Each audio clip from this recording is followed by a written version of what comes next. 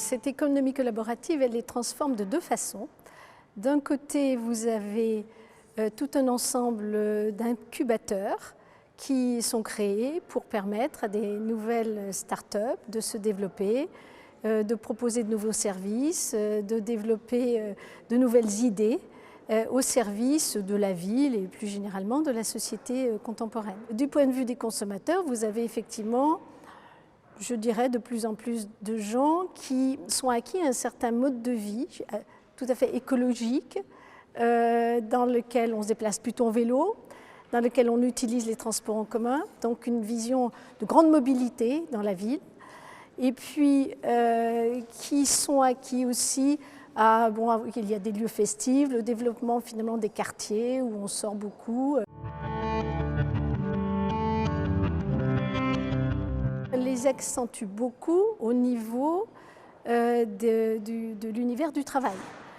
Pour entrer, par exemple, ces start-up dont je parle, les gens qui initient ce secteur, ce sont pour une part, presque tous, des gens qui ont des hauts diplômes, parce que d'abord en plus les écoles de commerce ou même les écoles d'ingénieurs poussent les jeunes aujourd'hui à créer des entreprises. Mais d'un autre côté, cette réorganisation du travail crée aussi beaucoup d'emplois déqualifiés ou pas d'emplois.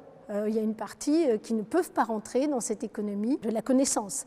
Et si vous avez peu de diplômes, si vous avez ou zéro diplôme, ce qui est quand même encore le cas d'une partie importante de la jeunesse, eh bien, vous avez encore plus de mal à rentrer dans le monde du travail.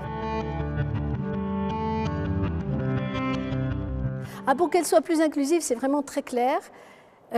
Effort éducatif. On ne peut plus aujourd'hui, pour s'insérer dans ce monde-là, se contenter d'avoir juste sa force de travail. Il faut avoir des connaissances, il faut être capable de se reprogrammer facilement, parce que c'est une société qui bouge beaucoup. Il faut avoir des diplômes, il faut souvent parler plusieurs langues. Il faut être tout à fait dans ce qu'on appelle le Bildung cosmopolite, c'est-à-dire la Terre est plate, on va d'un pays à l'autre. Alors bien sûr, c'est un modèle culturel qui s'étend, mais qui est surtout pratiqué par une partie de la jeunesse, et le reste de la jeunesse étant plutôt des observateurs, peut-être émerveillés, mais souvent aussi très frustrés.